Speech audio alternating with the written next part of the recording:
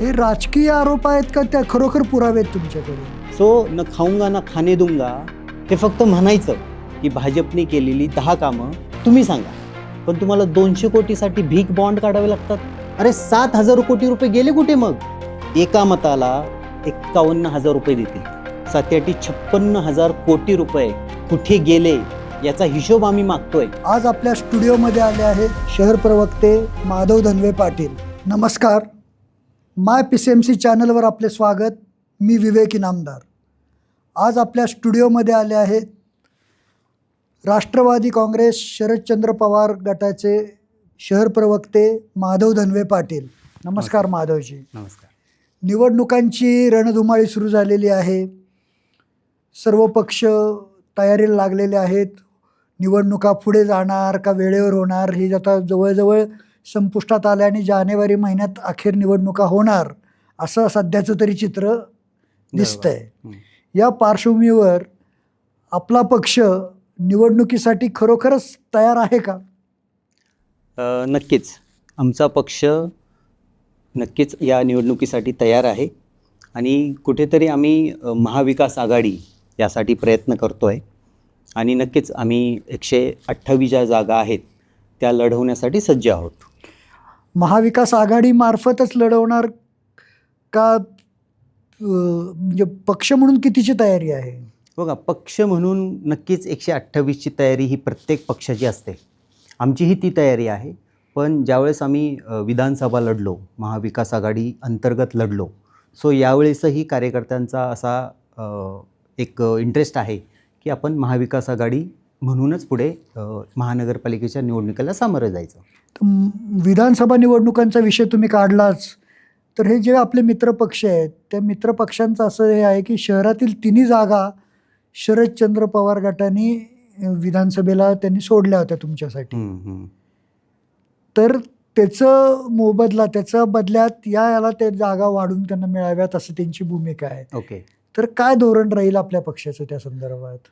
नाही, नक्कीच म्हणजे आमच्या महाविकास आघाडीच्या घटक पक्षांचं मी धन्यवाद आभार व्यक्त करतो आणि यावेळेस ज्या काही चर्चा होतील त्यावेळेस आमचे वरिष्ठ त्याला प्रतिसाद देतील. नक्कीच चांगला प्रतिसाद देतील. म्हणजे मित्रपक्षांवर न्याय मिळेल असं? नक्कीच नक्कीच म्हणजे त्यांनी कुठेतरी सॅक्रिफाईस केलं होतं तर आता त्यांना कुठेतरी भरपाई मिळेल असं वरिष्ठ आपले ठरवतील. निवडणुकीमध्ये सगळ्यात महत्त्वाचं असतं ते म्हणजे निवडून येण्याची क्षमता असणारे उमेदवार. नुसती निवडणूक लढवणं, 128 उमेदवार दिले म्हणून देणं आणि खरोखरच ज्यांच्यात निवडून येण्याची क्षमता आहे असे किती उमेदवार दिसत आहेत? कारण असं म्हटलं जातं की तसे उमेदवार फारसे आपल्या पक्षाकडे नाही आहेत. नाही, ॲक्च्युली आमच्याकडं जवळपास 70 ते 80 उमेदवार असे आहेत की जे निवडणुकीसाठी प्रामाणिकपणे प्रयत्न करत आहेत. आणि तुम्हाला अगेन एक सांगायचं आहे की निवडणूक म्हणजे फक्त जिंकून येण्याची क्षमता, याच्यापेक्षाही निवडणूक म्हणजे आमच्यासाठी जनता ही महत्त्वाची आहे. म्हणजे गेले 8 वर्षे भाजप आणि प्रशासनाचं राज्य होतं, अजूनही प्रशासन आहे, पण या 8 वर्षामध्ये जनता सेंट्रिक काहीच झालेलं नाही आहे. म्हणजे भाजपने गेल्या 8 वर्षामध्ये म्हणजे साधारण एका वर्षाचं बजेट हे साधारण 7,000 कोटी रुपये आहे. आपण त्या विषयावर स्वतंत्र बोलणार आहोत. बरं, ओके. तर आता आपण ह्या आघाडी हा जो विषय आहे सक्षम उमेदवार, बरं, हां, याच्यावर आहे. सक्षम उमेदवार आमच्याकडे आहेत आणि महाविकास आघाडीचे जे काही घटक पक्ष आहेत त्यांच्याकडेही सक्षम उमेदवार आहेत. आणखीन एक चर्चा अशी होती आहे की राष्ट्रवादी काँग्रेस, अजित पवार गट आणि शरद पवार गट हे या निवडणुकीच्या निमित्ताने एकत्र येतील आणि भाजप पुढे आव्हान उभं करतील. नक्कीच. कितपत तथ्य आहे त्या चर्चांमध्ये? नक्कीच हे वादळ आलेलं आहे की अजितदादा आणि पवारसाहेब हे एकत्र येतील. सो नक्कीच दोन शक्ती जर एकत्र आल्या तर नक्कीच समोरच्याला घाम फुटणार आहे. पण याचा निर्णय वरिष्ठ पातळीवरचे आमचे नेते घेतील. पण हा निर्णय घेताना जे आपले मित्रपक्ष आहेत महाविकास आघाडीतील की त्यांचे आता गौतम चाबुकस्वार यांनी तर जाहीरपणे सांगितले जर ते दोघे एकत्र येणार असतील तर आम्ही बाजूला जाऊ. नाही, मला असं गणित कसं जुळवणार? नाही, अगेन मी गौतम चाबुकस्वार यांचा आदर करतो त्यांच्या वक्तव्याचा, पण मला असं वाटतं की जसं दिग्विजय सिंग दिल्लीवरून उद्धव ठाकरे साहेबांना भेटायला आलेत त्याप्रमाणेच कुठंतरी काहीतरी आपल्या सगळ्यांना एकत्र येऊन आपला विरोधक किंवा आपला दुश्मन जो कोणी आहे तो भाजप आहे, भ्रष्टाचारी भाजप आहे. सो त्यामुळे नाराजी ही असणारच आहे, पण पुढच्या लेवलला नक्कीच आपण सगळे एकत्र येऊ या दृष्टीने काहीतरी पावले पडतील. महापालिकेवर मागच्या वेळेला भाजपला निर्विवाद बहुमत मिळालं आणि अनेक वर्षांची सत्ता बदलली गेली. भाजप म्हणजे यापूर्वी काँग्रेस किंवा राष्ट्रवादी काँग्रेस यांच्याकडे सत्ता होती आणि त्या सत्ताधारी पक्षात पवारांचं घराण्याचं नेतृत्व केलेलं आहे, पवार घराण्याने या सगळ्या शहराचं. त्या पार्श्वभूमीवर आता जो बदल झाला सत्तेमध्ये, तर ही 5 वर्ष भाजपची ही तुम्ही कसं त्याला मूल्यमापन करता त्या 5 वर्षांचं? बघा, मी जनतेला आवाहन करतो, म्हणजे हे खरं तर भाजपनी सांगितलं पाहिजे, पण मी जनतेला आवाहन करतो की भाजप 2017 ते 2022 या 5 वर्षाच्या कार्यकाळात भाजपची 10 कामं तुम्ही सांगा. म्हणजे ज्यावेळेस IT पार्क शरद पवार साहेबांनी इकडे आणलं पिंपरी चिंचवड शहराला, JNNURM अंतर्गत काही निधी पिंपरी चिंचवड शहराला दिला आणि त्यावेळेस एकत्रित राष्ट्रवादी काँग्रेस पक्षाने जो काही शहराचा कायापालट केला, खेडेगावाचं मेट्रोपॉलिटन सिटी आपण म्हणू शकतो, ते या राष्ट्रवादीने केलं. त्याच्यानंतर म्हणजे 2017ला जी प्रगती खुंटली, त्याच्यानंतर मी जनतेला आवाहन करतो की तुम्हीच सांगा की भाजपने केलेली 10 कामं तुम्ही सांगा. म्हणजे मला तरी काय आठवत नाही आहे. सगळे पैसे हे भ्रष्टाचारात गेलेले आहेत. विरोधी पक्ष म्हणून तरी काय भूमिका बजावली? विरोधी पक्ष जाणवलाच नाही. मी तुम्हाला म्हणजे कबूल करतो, जनतेची आम्ही माफी मागतो की विरोधी पक्ष म्हणून आम्ही भाजपला ज्या प्रमाणात नमो हराम करायला पाहिजे होतं त्या प्रमाणात केलेलं नाही आहे. पण त्याला अगेन तुम्हाला एक भाजपची मोडस ऑफ ऑपरेंडी सांगतो की पंतप्रधान मोदीजी म्हणतात न खाऊंगा न खाने दूंगा, बरोबर. पण मला असं वाटतं की मोदीजींनी पिंपरी चिंचवड शहरामध्ये थोडंसं लक्ष घालावं आणि त्यांना कळेल की न खाऊंगा न खाने दूंगा हे साफ चुकीचं आहे. म्हणजे आम्ही विरोधक म्हणून जरी कमी पडलो असलो तरी आम्ही वारंवार व्हाईट पेपर श्वेतपत्रिका काढा म्हणून मागणी करत होतो. कशाची? श्वान म्हणजे श्वानांची नसबंदी, याच्यामध्ये भ्रष्टाचार भाजपने केलेला आहे, याच्यासाठी आम्ही श्वेतपत्रिका काढा म्हणून 10 वेळा पत्र दिलेले आहेत. जलपर्णी याचा हिशोब आम्हाला द्या, याच्यासाठी श्वेतपत्रिका काढा, याचीही काही आम्हाला पोचपावती किंवा काही मिळालेलं नाही आहे. पिंपरी चिंचवड महानगरपालिकेचं वार्षिक बजेट हे जवळपास 7,000 कोटी आहे. 8 वर्ष 5 वर्षे भाजप, 3 वर्ष प्रशासन, 7-8 56,000 कोटी रुपये कुठे गेले याचा हिशोब आम्ही मागतोय. अरे आम्हाला नका देऊ, जनतेला द्या. 56,000 कोटी रुपये घालवले कुठे? सो न खाऊंगा ना खाने दूंगा हे फक्त म्हणायचं आणि खूप भ्रष्टाचार करायचा, इतका भ्रष्टाचार करायचा की भाजप यावेळेस पिंपरी चिंचवड मतदारांना तुम्हाला मला सांगायचं आहे, एका मताला 51,000 रुपये देतील. म्हणजे पिंपरी चिंचवडकरांना तुम्ही ते करन्सी काउंटिंग मशीन असतं ना, ते बघा कुठं स्वस्तात भेटतंय का. एवढा भाजपने भ्रष्टाचार केलेला आहे. पण जनतेची आम्ही माफी मागतो की आम्ही त्या प्रमाणात रस्त्यावर उतरायला कमी पडलो. पण ही निवडणूक म्हणजे या कॉमन मॅनला, तुम्हाला आम्हाला रस्त्यावर उतरून भाजपच्या विरोधात मतदान करायचं आहे. हे राजकीय आरोप आहेत का त्या खरोखर पुरावे आहेत तुमच्याकडे? नाही, राजकीय आरोप म्हणण्यापेक्षा तुम्ही सांगा ना की भाजपने केलेली 10 कामं सांगा. सांगायला पण आम्हाला म्हणजे ठीक आहे, तुम्ही 2-4 बिल्डिंग्स बांधले असतील, पण अजिबात सांगण्यासारखी कामं नाही आहेत. म्हणजे मी त्या विश्वासाने सांगतो की भाजपने प्रचाराचा नारळ हा बॅलन्स शीट देऊन करावा. 30 लाख पिंपरी चिंचवडकरांना बॅलन्स शीट द्यावं की भाजपने ही कामं केलेली आहेत. ते करू शकत नाहीत, कारण हा सगळा पैसा भ्रष्टाचारात गेलेला आहे. म्हणजे किती प्रकरणं सांगायची. म्हणजे आपण ज्यावेळेस म्हणतो की पिंपरी चिंचवड महानगरपालिका आशिया खंडातली सर्वात श्रीमंत महानगरपालिका, पण तुम्हाला 200 कोटीसाठी भीक बॉन्ड काढावे लागतात. म्हणजे प्रेक्षकांना मी सांगतो, भीक बॉन्ड म्हणजे हरित सेतूसाठी काढलेले बॉन्ड. 200 कोटी रुपये तुम्ही जनतेकडनं पैसे घेता. अरे 7,000 कोटी रुपये गेले कुठे मग? सो जनता केंद्रित राजकारण भाजपने कधीच केलं नाही. विकासाचं राजकारण भाजपने कधीच केलं नाही. न खाऊंगा ना खाने दूंगाचं राजकारण भाजपने कधीच केलं नाही. त्यामुळे मला ठाम विश्वास आहे की हे जे काय भाजपचं धोरण आहे, भ्रष्टाचार करा आणि जनतेला गाफील ठेवा. गाफील कशात ठेवा? मतदार याद्या चुकीच्या करायच्या. अरे 60,000 एका प्रभागात ॲव्हरेज मतदार आहे.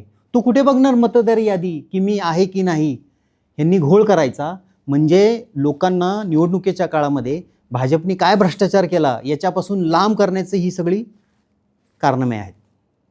एकूणच तुम्ही जे बोलताय त्याच्यामध्ये पुराव्यांपेक्षा तुम्ही राजकीय आरोपच जास्त करताय असं नाही वाटत? नाही, मी तुम्हाला सांगतो ना, पुरावे मोडस ऑफ ऑपरेंडी भाजपची हीच आहे की ज्यावेळेस आम्ही रस्त्यावर उतरलो की आम्हाला तुम्ही श्वेतपत्रिका काढा, श्वान नसबंदीची श्वेतपत्रिका काढा, नाही तयार कोणीच. म्हणजे मी एकदा बोललो होतो की ते आले, त्यांनी लुटलं आणि ते कुंभमेळ्यासाठी गेले पापक्षालन करायला. कोण होते ते? आयुक्त होते. आणि पापक्षालन ह्या भाजपच्या सर्व कार्यकर्ते, पदाधिकारी, नेत्यांच्या वतीने ते एकटे करणार आहेत. म्हणजे तुम्हाला आता तपोवनचा मुद्दा माहिती आहे, सगळा चालू आहे, झाडं कटिंगचा. आपल्या आकुर्डीमध्ये ए आणि बी, जय गणेश विजनच्या मध्ये एक वडाचं झाड आहे, त्याची कत्तल केलेली आहे, कत्तल. त्याच्यावरून आपल्याला अंदाज येईल की जे पिंपरी चिंचवडमध्ये चालू आहे तेच नाशिकला हे जे काही आयुक्त गेलेले आहेत ते करतायत. सो याला पाठिंबा हा भाजपच्या राजकारण्यांचा आहे. आपण म्हणतो भाजप, म्हणजे मी कायम म्हणतो की पिंपरी चिंचवड शहराकडे गेले 8 वर्ष कुठल्याही नेत्याचं लक्ष नव्हतं. 8 वर्ष कोण आलं? या शहरात कोणी आलं नाही. आत्ता निवडणुका आल्यात म्हणून चंद्रकांत दादा पाटील आले. म्हणजे कोथरूडवरनं पिंपरी चिंचवडला यायला दादांना 8 वर्ष लागले. तुम्ही सांगा ना, मुख्यमंत्री देवेंद्र फडणवीस साहेब कधी आले तिथे? कोणीही आलेलं नाही आहे. सो या शहराकडे दुर्लक्ष झालेलं आहे आणि हे शहर आंदण देऊन टाकलेलं आहे की तुमचं तुम्ही सांभाळा, आमचं जे काही टक्के असतील ते वरती आणून द्या. हे मी का बोलतो आहे? कारण इथं जनतेची कुचंबना होती आहे. जनतेला जो विकास हवा होता, 2017 नंतर जो काही विकास थांबलेला आहे तो कुठेच दिसत नाही आहे. हे सगळे पैसे भ्रष्टाचारात गायब होत आहेत. हे कुठंतरी थांबलं पाहिजे. माझी माननीय मोदींना विनंती आहे की तुम्ही पिंपरी चिंचवडमध्ये एकदा येऊन बोला की न खाऊंगा ना खाने दूंगा, आणि आता मी त्याची चौकशी करणार आहे. बघा, सगळ्यांचे धाबेदना आणतील. मग निवडणुकीत तुमचा हाच प्रचाराचा मुद्दा राहणार?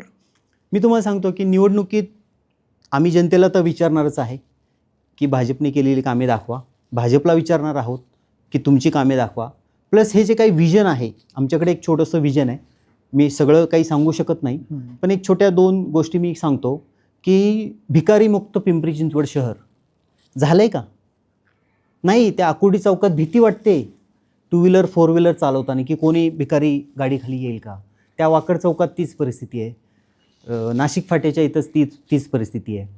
इथल्या शाळा मला सांगा, आता एक स्कूल ऑलिम्पिक्स म्हणून काहीतरी गेम्स चालू आहेत. पिंपरी चिंचवड महानगरपालिकेच्या शाळा कुठे आहेत? कुठेच नाही आहेत. या शाळांमध्ये मी काही अधिकाऱ्यांना म्हणालो की इथे आपण फॉरेन लँग्वेज घेऊयात. म्हणजे जसं ज्ञानेश्वर महाराज म्हणतात, हे विश्वची माझे घरं. मग हे जर विश्व माझे घर असेल तर फॉरेन लँग्वेज का नाही आपल्या शाळेत? ही मुलं शिकून का नाही परदेशामध्ये उद्योगधंदे उभारतील? तर असं काही होताना दिसत नाही आहे. क्रीडा, इथं दत्तक खेळाडू योजना बोंबाबोंब आहे, त्यांना पैसे मिळालेले नाही आहेत. सो भाजपकडे विजनच नाही आहे. सो ते विजन कुठेतरी आम्ही पुढच्या 5 वर्षात आणण्याचा प्रयत्न करणार आहोत. आणि मला असं वाटतं की अब की बार 110, 125 जे काय भाजप म्हणतं आहे तसं होणार नाही आहे. कारण या 4च्या प्रभागात, एका प्रभागात 4 जण आहेत, तर माणसं आता 2 काम करणाऱ्या व्यक्तीला आणि 2 लोकशाही टिकवण्यासाठी मतदान करतील. मग ते भले विरोधी पक्षातले असतील, पण आता ते 50-51% जे असतं ना समप्रमाण लोकशाही टिकली पाहिजे, याच्यासाठी हा पिंपरी चिंचवडकर मतदान करणार आहे. पण इंडिया आघाडीचे जे नेते आहेत राहुल गांधी, त्यांनी वोट चोरीचं आरोप केले वारंवार करतायत ते. या पार्श्वभूमीवर तुम्हाला वाटतंय खरोखर या निवडणुका फेर होतील? सर, मला निवडणुका फेर होतील का नाही हे त्यांच्या हातात आहे, पण मला जनतेवर जास्त विश्वास आहे. म्हणजे असे म्हणतात की भाजपनी सेटिंग केलेली आहे 2000 वोटची किंवा 3000 वोटची, पण मला जनतेवर जास्त विश्वास आहे की ही जी सेटिंग आहे ती जसा महापूर येतो ना, सगळं धुवून टाकतो, तसं त्या प्रमाणात हे पिंपरी चिंचवडकर मतदान करतील भाजपच्या विरोधात. आणि काही सेटिंग करायची असेल ते करू देत, तुम्हाला काही नावं पळवायची असेल ते पळू देत. म्हणजे आमचे युवक अध्यक्ष इम्रान शेख आहेत, त्यांच्या आईवडिलांचं नाव दुसऱ्या कुठेतरी इंदापूरला टाकलं, ते उमेदवार होते. सो ह्यांना काय करायचं ते करू देत. माझं नाव प्रभाग 17मध्ये ते 18मध्ये गेलं. अच्छा. सो काही करू देत तुम्ही, यावेळेस जनता गप्प बसणार नाही आहे. म्हणजे जनता ही तुमच्या बाजूने कौल दिला असं तुम्हाला विश्वास वाटतो? नक्कीच. मला असं एक म्हणायचं ना की आता आपण महाराष्ट्रात बघतो की ज्या काही निवडणुका झाल्या त्यात कोण होतं सक्रिय? भाजप आणि शिंदेसेना, बरोबर. तर ह्याच्यामध्ये काय चाललं आहे? पैसे वाटणं चाललेलं आहे, उमेदवार पळवणं चाललेलं आहे, निवडणुका बिनविरोध होत आहेत. हे काय लोकशाहीचं लक्षण नाही आहे. म्हणजे मतदार वाट बघतायत की आम्हाला मत द्यायचे आहेत आणि तुम्ही निवडणुका बिनविरोध करताय. That is wrong. सो हे कुठेतरी लोकशाहीच्या विरोधात भाजपचं धोरण चाललेलं आहे. सो या निवडणुकीत पिंपरी चिंचवडकर प्रत्येक मताद्वारे त्याचा राग व्यक्त करणार आहे. सत्तारूढ भाजपचे जे निवडणूक प्रमुख आहेत आमदार शंकर जगताप यांनी या ठिकाणीच मुलाखत देताना खूप दावा केला की पिंपरी चिंचवड शहर हे आता अत्यंत चांगल्या स्टेजला आहे आणि इथून पुढे आणखीन त्याची प्रगती होणार आहे. तर तुम्हाला काय वाटतं त्याच्याबद्दल? काय परिस्थिती आहे शहरातली? नाही, 2017पर्यंत पिंपरी चिंचवड शहर हे खूप चांगल्या स्टेजमध्ये होतं. 2017 ते 2025पर्यंत या शहराची किंचितही प्रगती झालेली नाही आहे. म्हणजे भाजपने ते दाखवावं. So it's a failure. Sir, तुम्हाला एक परवाचा इन्सिडेंट सांगतो की हिंजवडीला एक व्हॅननी 3 लहान मुलांना उडवलं. त्यात 2 मुलं जागीच गेली, पण तिसरी जी मुलगी होती तिला उपचारासाठी पहिल्यांदा औंध उरो रुग्णालय इथे आणण्यात आलं. तिथे डॉक्टरच्या सुखसुविधा नव्हत्या किंवा इक्विपमेंट्स नव्हते, म्हणून YCMमध्ये हलवण्यात आलं. YCMमध्ये तीच बोंब, त्यामुळे YCMमधून त्या मुलीला पुणे ससूनमध्ये हलवण्यात आलं. म्हणजे रुग्णांची इतकी हेळसांड होती आहे, बिचारीचा जीव गेला. म्हणजे लोक म्हणतात की सिस्टीममुळं हे झालं, पण मला म्हणायचं की हे सिस्टीममुळं नाही झालं, हे राजकारणामुळं झालेलं आहे. हे तुम्ही आम्ही गप्प बसल्यामुळे झालेलं आहे. म्हणजे याच्यावरती मला एक छोटासा शेर आठवतो की सिस्टीम बदलने की बातें बहुत करते हैं यहाँ, सिस्टम बदलने की बातें बहुत करते हैं यहाँ, पर बदलता वही है जो खुद को बदलने की हिम्मत रखता है यहाँ. क्या बात आहे. सो इथे कोणाला स्वतःला बदलायची हिम्मत नाही आहे. प्रत्येकाने आपापली इमेज तयार केलेली आहे. मला म्हणायचं की कोणी बदलो नाही तर नको बदलो. आता कॉमन मॅननी बदलणं गरजेचं आहे. कॉमन मॅननी आता रावणाला सांगायचं आहे की रावणा, मी तुझा भाऊ आहे बिभीषण, मी चांगला आहे, तू वाईट आहे. हे कुठंतरी सांगितलं पाहिजे. आता स्वतःला बदललं पाहिजे आणि सिस्टीमला नाही, आपल्याच घरातल्या व्यक्तीला जो चुकीचं काहीतरी करतो आहे, जो भ्रष्टाचार करतो आहे, जो कुठल्या तरी चुकीच्या गोष्टींमध्ये आहे, त्याला सांगायची वेळ आली आहे. रामराज्याचा दावा करणाऱ्यांना तुम्ही रावण म्हणता? येस, मला रामराज्य हे लोकांना सांगायचं की रामायणामधून आपण काय घेतोय. आपण फक्त रंग नाही घ्यायचा, आपण गुणसुद्धा घ्यायचेत. आणि रामायणाचे गुण म्हणजे फक्त रामायण म्हणजे राम नाही, पूर्ण रामायण बघा. रावणाचा भाऊ कोण होता? चांगल्याच्या बाजूने होता. सो मला पिंपरी चिंचवडकरांना सांगायचं की आता तुम्ही चांगल्याच्या बाजूने राहा. 8 वर्षात काय झालं याचा हिशोब तुमच्याच माणसांना मागा, तुमच्याच कार्यकर्त्यांना मागा. बिचारे गप्प बसतील. पण तुम्ही गप्प बसू नका, विचारा. तर जे वर्षानुवर्षे एकमेकाच्या विरोधात लढत होते, भाजप असू देत, राष्ट्रवादी असू देत, आता अजितदादा सत्तेत सहभागी झाले आहेत. राष्ट्रवादी, अजित पवार गट आणि भाजप यांच्यामध्ये आता असं अंडरस्टँडिंग आहे की दोघंही निवडणुका एकमेकाच्या विरोधात लढणार आहेत, पण दोघांनी एकमेकांवर टीका न करता मैत्रीपूर्ण लढत या नावाखाली करणार आहेत. आणि अशा अजित पवार गटाबरोबर शरद पवार गट देखील जाणार अशी चर्चा आहे. जर असं झालं तर शरद पवार गटाची नक्की भूमिका काय राहणार? भाजपवर तेही अजित पवार गटासारख्या अंडरस्टँडिंगमध्ये सहभागी होणार? नाही बघा, हे अंडरस्टँडिंग जे काय पॉलिटिकल चाललेलं आहे भाजपचं आणि राष्ट्रवादीचं, so I am not aware of that. पण मला एक म्हणायचं की राष्ट्रवादी काँग्रेस पक्ष शरदचंद्र पवार हा जनतेशी बांधलेला आहे. म्हणजे महायुती फक्त निधी माझ्याकडे, काय तिजोरी माझ्याकडे, मालक आमच्याकडे, असं काहीतरी चाललेलं आहे. पण तिजोरीचा खरा मालक ही जनता आहे. जनतेला फक्त सिमेंट कॉन्क्रीट हे नको आहेत. आज राजकारणामधून आई पण हरवलं आहे. म्हणजे पैसे दिले आणि रोड बनवले हे नको आहे आपल्याला. तिथं सेफ्टी आहे का? तो रोड वेळेत तयार होतो आहे का? त्या रोडचा मोबदला त्या जो काही जमीन मालक आहे त्याला दिलेला आहे का? ह्या सगळ्या गोष्टी इम्पॉर्टंट आहे. म्हणजे आई पण राजकारणातनं हरवलं आहे. म्हणजे काय? संवेदनशीलता हरवलेली आहे आपली, काळजी हरवलेली आहे. आपला मुलगा मुलगी जर चुकली तर आई कान पकडते.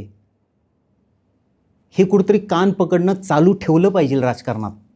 सो त्यामुळे आम्ही राष्ट्रवादी काँग्रेस पक्ष शरदचंद्र पवार भाजपच्या विरोधात बोलणार म्हणजे बोलणार. आवश्यकताच आहे, कारण विरोधी पक्ष असेल तरच लोकशाही जिवंत राहते. आता शेवटचा प्रश्न आहे. तुम्ही चांगले राजकीय अभ्यासक आहात. तुम्ही यापूर्वी अनेक अंदाज व्यक्त केलेत निवडणुकांच्या संदर्भात, ते बऱ्यापैकी बरोबर आलेले आहेत.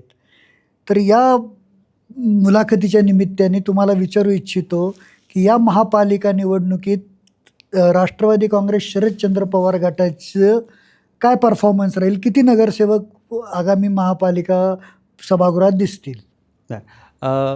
मी फक्त राष्ट्रवादी काँग्रेस पक्ष शरदचंद्र पवार नाही, तर एक महाविकास आघाडी डोक्यात ठेवून तुम्हाला एक अंदाज देऊ शकतो की आमचे 70 ते 80 नगरसेवक या येणाऱ्या महानगरपालिकामध्ये निवडून येतील.